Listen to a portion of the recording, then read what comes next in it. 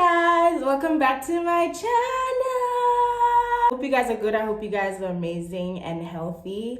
I'm good. I'm looking good. My skin's glowing, my hair's good. Oh, women know the happiness that comes with having new hair. And since I can stress about what hairstyle am I gonna do next. But anyways, today is another video of Dear Diary. I feel like this whole entire year I just want to focus my channel and bring it back to this whole Dear Diary thing, because I'm very talkative and I really enjoy sit down videos more than vlogging, you guys know. But yeah, today's another Dear Diary video, and today's topic is basically, as you see in the description, it's basically how I feel like my upgrowing, obviously, the crowd that I kept, how I grew up, the people that I've dated, whatever that it is, has molded my relationships and my view on relationships and all that stuff, you know.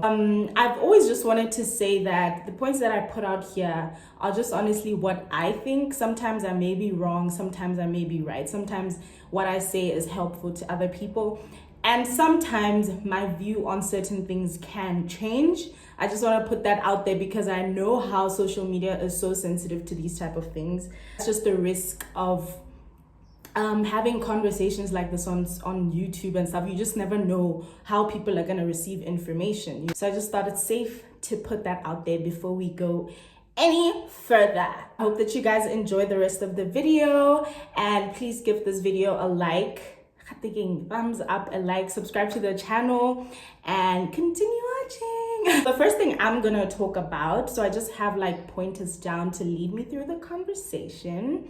I'm just gonna talk about my dynamic at home, my family. I love all of them so much, so this is not me like outing them in any way. But I'm starting this conversation off because this is probably the first view from when we're young. This is the first idea that we have about how love should be or how relationships should be. Well, at least for me, right? So I grew up in like a full like home. I had both my parents. God blessed me. I grew up with both of my parents and my older brother. So it was just the four of us and everything was fine. But like you guys know, I'm a black person, and you know, most of us know how like black parents don't like show physical emotions. We don't see it happening like in front of us, right? So I could say that the first time I saw physical intimacy was probably when I was in school, when I saw people Baba Jolang and stuff like that. Unfortunately for me, well, not unfortunately, but for me, I didn't see it first through my parents, right? Keep that point there, that the first type of intimacy that I saw was probably what I was exposed to when I started school, which ideally sounds like kind of scary because those are people who are also trying to figure it out and are not adults. You understand what I mean? So already my ideas kind of like hindered, right? Because of that also, I need to add on, and because of that, I didn't grow up like, I grew up with that idea that like physical emotions or showing vulnerability in front of people is like it's an awkward thing to do. It's honestly something that I'm learning right now as an elder, that it's okay. It's not supposed to be uncomfortable as long as you're not making other people around feel uncomfortable. You being able to tell your partner in front of the kids that you love them and like kissing them on the cheek, whatever that it is fine. Physical and like emotional like publicity is not a normal thing for me. Take that already, right? So the first time I experienced having feelings, so this is the first time I realized that, oh, I like someone or I might have emotions. I was in standard 2, very young. I fully understand now why parents rotletsa us for this because, you know, but anyways, it was just a little crush. But that was the first time I noticed that, oh, I have emotional attraction towards a boy. Obviously, I was in standard 2. I didn't do anything about it. It was just a thing. And I was a baby. So that was the first time I realized that I started catching feelings, well, a crush, a little baby crush towards a guy, right? And then I only had my first boyfriend when I was in standard 7. which I do not. I hope he does not see this video because the guy is still my friend, but I hope he doesn't. I really hope he doesn't see this video. I honestly do not count it as a boyfriend because I was so scared, guys. Remember when I told you that like physical intimacy was not a comfortable thing for me? So he would literally want to hug in public or like meet up and talk, and I would literally just freeze. There's literally this one day when we had organized to talk. It was Monday. We organized on Monday. By Friday, we were supposed to have a conversation and hug. I was in Standard 7. Standard 7 is grade 7. Yeah. We literally had to organize. And that was just me, guys. Everybody else around me was doing it. And it was normal. People were kissing. People were just being couples in Standard 7. Narabala PSLE. But anyways, so we basically organized to hug, and I remember faking a sickness and I didn't go to school. And then I think the next day I broke up with him because I was just like, this is just too much for me and I'm not doing this, you know. And of course, after that, it was just a reoccurring thing of like when a guy would try to take me seriously or try to take it to the next step with me, it was always like me pushing it back, you know. So I always had this idea that like, oh, I like this person. It would be nice to start a relationship or take things further, you know, like, because I would see it in other people, and I knew that I like people. Like, I'm a normal person. I have feelings for these people, but every single time people wanted to take it a step further with me, and it's when I tell you that it wasn't even me being snacks. My body would physically like feel sick when I'd be around those people, or like when they tell me like simple things like, hey, I care for you, or I love you, and whatever that it is, right? I'm gonna be just talk about my journey and then the conclusions that I came to right now, and why I felt like I experienced those problems, right? And obviously in the past, right, things were very like, you talk today, you're in a relationship in the next 7 days, and then that's just that, right? So there was no like getting to know each other, or this thing like right, like there's people talking, being in a talking stage. I hate that. Anyway, these days there's like a talking stage, there's dating, and then there's a relationship. If I'm wrong, you'll correct me, right? But it was, we know we like each other, we get into a relationship, and that's that, right? No time for us to be getting to know each other, and like, you know what I mean? There was none of that stuff. We just knew, we were kids. We were literally just kids. We just had the idea that like a boy and a girl are supposed to like each other. Because of that, we had no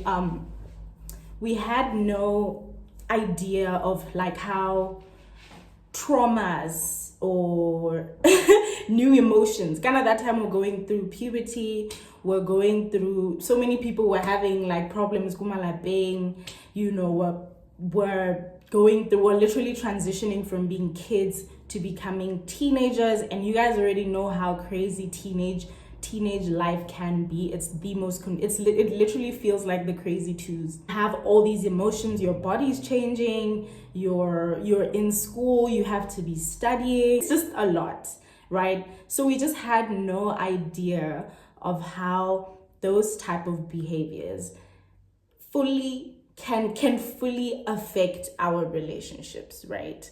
And for me, honestly, this is something that I noticed only when I was an adult. I could even say I only noticed last year when I did start therapy, when my therapist will always ask me like, okay, where's mom, where's dad, so how did this go on, when I'll just bring up like something that's happening in my current life, you know, and then she would remind me that, oh, it's probably because of this and this and this, you know.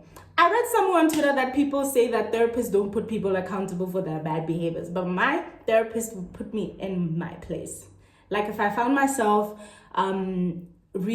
going back to places or reoccurring my bad behaviors, going back to places that I promised myself I would never go back to, she would put me in my place. Like, girl, if you keep on doing this and expecting a different outcome, you're dumb. She didn't say I'm dumb, but like she was basically saying, how do you expect a different outcome if you keep on repeating the same behaviors or going back to places that made you feel that way, that made you feel little, that made you feel like you weren't being heard, that made you feel like you were not being understood, right?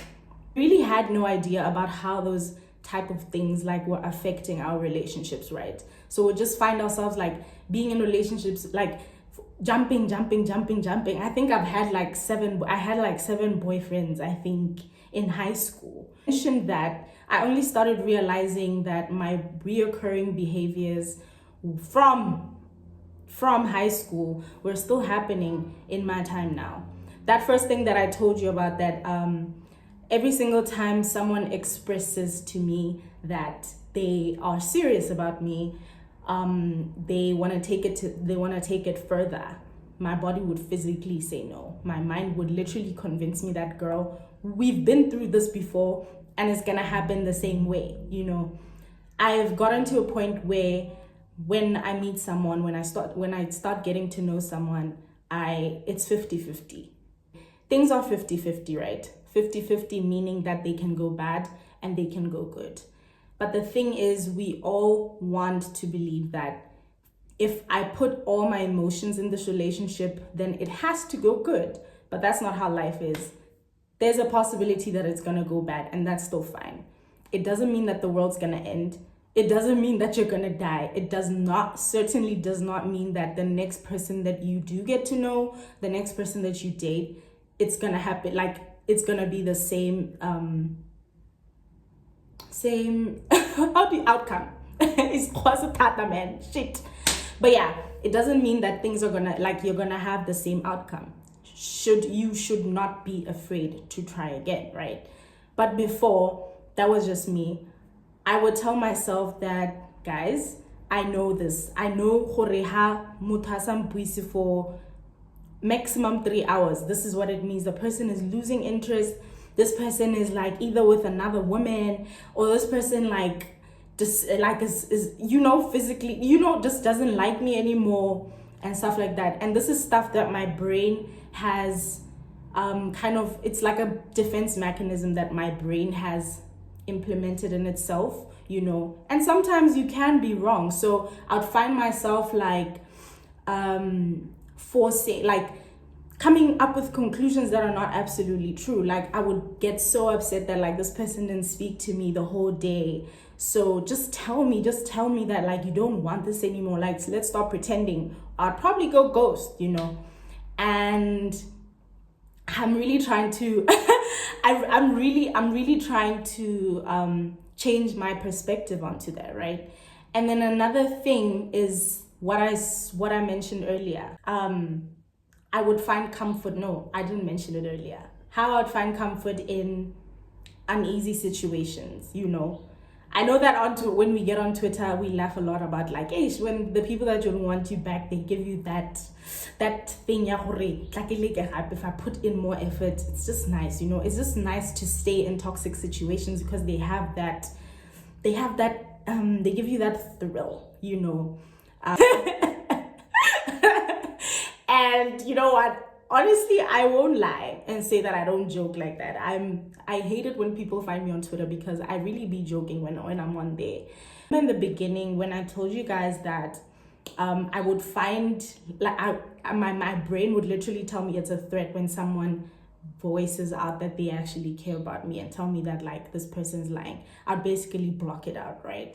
So, but I found myself finding ease in situations where I wasn't sure, or where I know that the person was not bad for me, because my cousin was saying people are not inherently toxic, and we're sticking to that, I also believe that people don't just go out there and hurt people on purpose, right? And in the past I used to think so, but I'm saying or someone who hurt me, I would stay there longer. I would find comfort I'd literally convince myself that, God, this is my husband.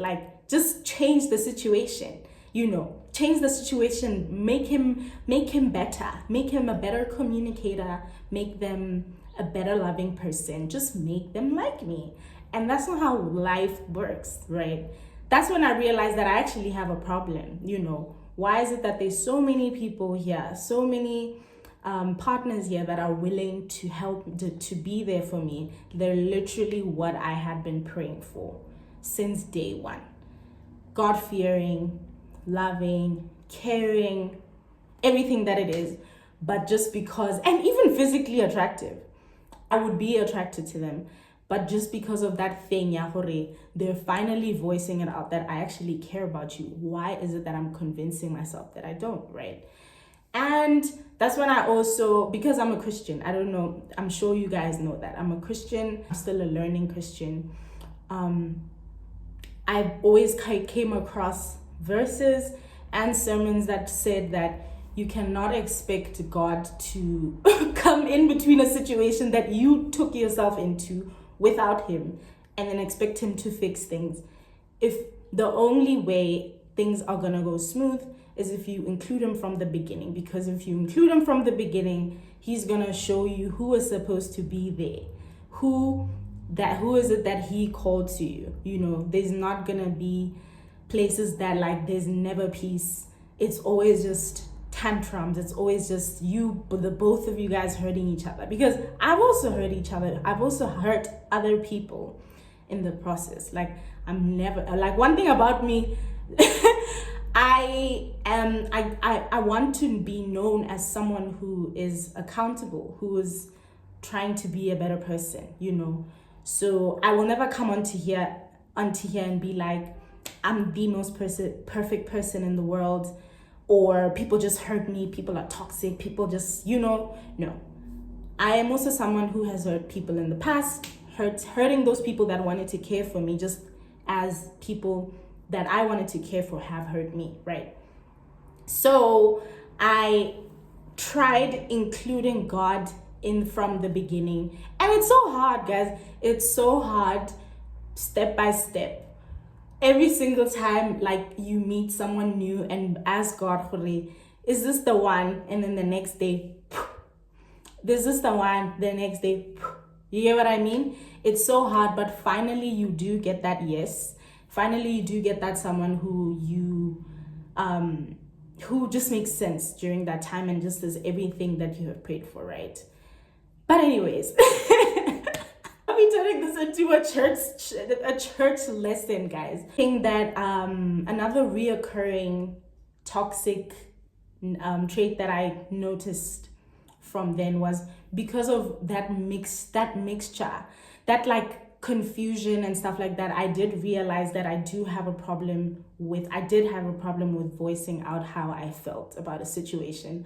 I am someone who I don't know if it's because I don't know how to interpret my feelings in the moment.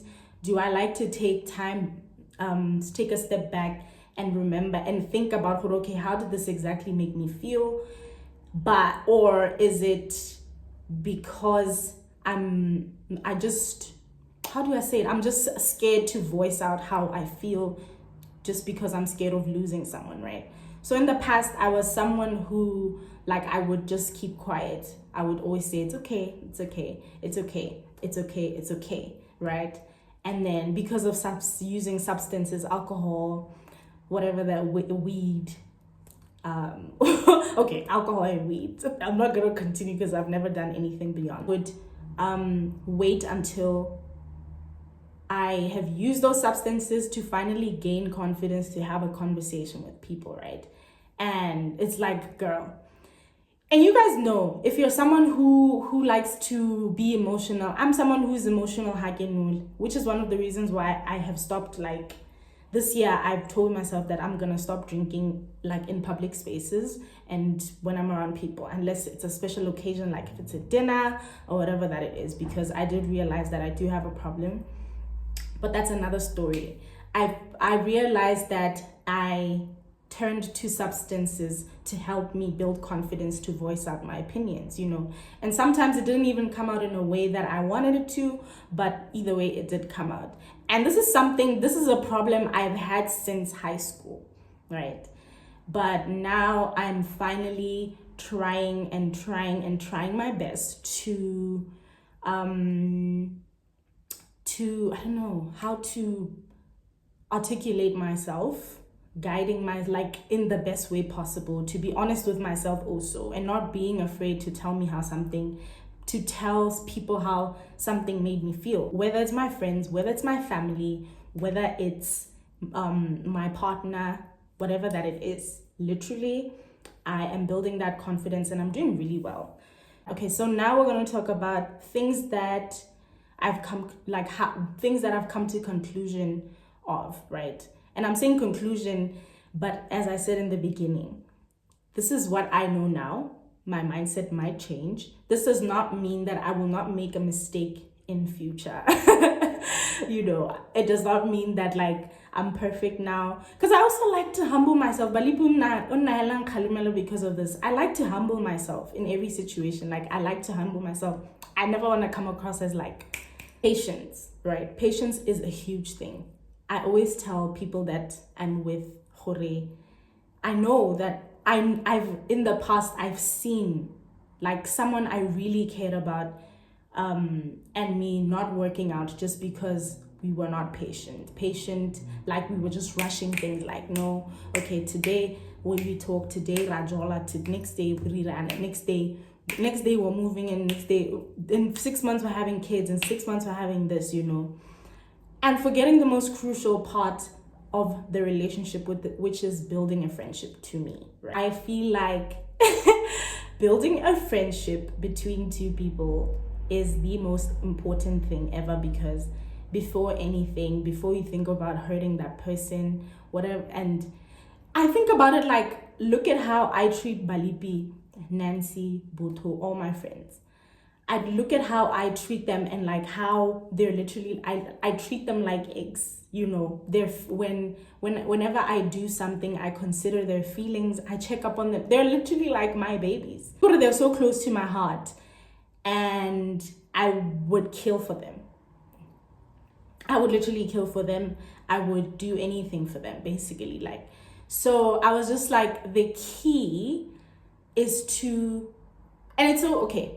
So that mindset helped me realize that it's so easy for me to betray someone that I wanted to be my partner, because it's so easy to fall short to these cheating scandals, or liking someone else, being attracted to someone else, or hurting like someone because it's your partner.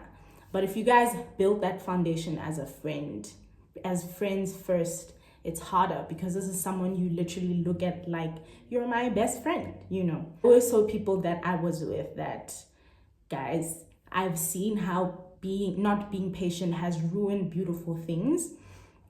And and in the past, I would find myself like blaming God, like, how much I cared for these people, how much this and this and this, why would you take them away from me, right? And then I came across a sermon that said like, he described it as, how we get power from lightning, but if the lightning came directly onto us, onto earth, that would be a mess, right?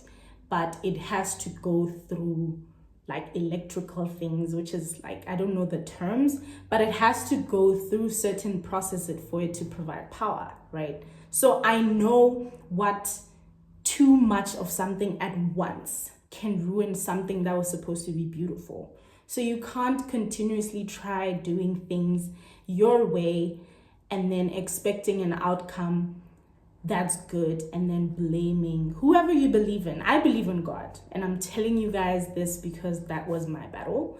I don't know what you guys believe in. I know that there's so many other like stuff, but yeah, that was that. That's one. I'm really also trying to hold back physical intimacy. This is a very private conversation, but yeah. When Pastor Mike was describing that whole Mutlakase thing, he was talking about sex, right? And just saying, he was just trying to explain how like sex outside of marriage can be. It's supposed to be a beautiful thing, but because we have literally like, I I know very few people in my life that have that mindset that when they're waiting for marriage, right? And I know that like it's not even a topic of discussion. It's not even a topic of discussion. And that is why there's so many of these like kinks and so many of these like things that we find ourselves like literal messes that we find ourselves in that we were not supposed to be in if we could have just waited until we found one person, right? Soul ties, just so many other things, right? I'm trying to hold back physical intimacy for as long as I can, hopefully until marriage. But that's not even the topic. But yeah, guys, that's basically all I wanted to say. I hope that you guys found this video insightful. I really enjoy this segment of my channel, so you guys will definitely be seeing more of these conversations. I record in my bathroom because this is the best part of the house that has the best lighting. But yeah, guys, every single day, I'm really proud of everyone that's trying to be a better person, people who are I always tell Balipi this, that like I empathize fully with people who make mistakes but are accountable for them and are trying to be better people from that, you know, because we're all here for the first time, you know what I mean? Like, yeah, man, I hope that you guys are keeping yourself healthy, your mental health healthy, doing wholesome stuff, guys. I've also stopped grooving. I've stopped grooving. I'm very grateful that I experienced it though, but I've been in the house for as long as I can. I only go out when I go out for dates or when I'm like chilling with friends. But I really stopped the nightlife because it was honestly part of like my biggest problems with fighting with my mental health every single morning, feeling babalast and all those things. You know, and I'm not even saying that to say that like nightlife is bad. It's too good, but for me personally, it was getting to a point where it was not beneficial for me anymore. Proud of you guys. I'm really proud of you guys and each and every one who comes back to this channel to learn something and to take some few pointers. I'm very grateful for people that comment and share words of encouragement with me every single time. You guys are so sweet to me, even when I'm not consistent, and I'm so sorry. I'm so sorry. Yeah, that's just that. But yeah, guys, I hope that you guys enjoyed this video. If you did, please like the video, subscribe to the channel, and I love you guys so much, and I'll see you next time.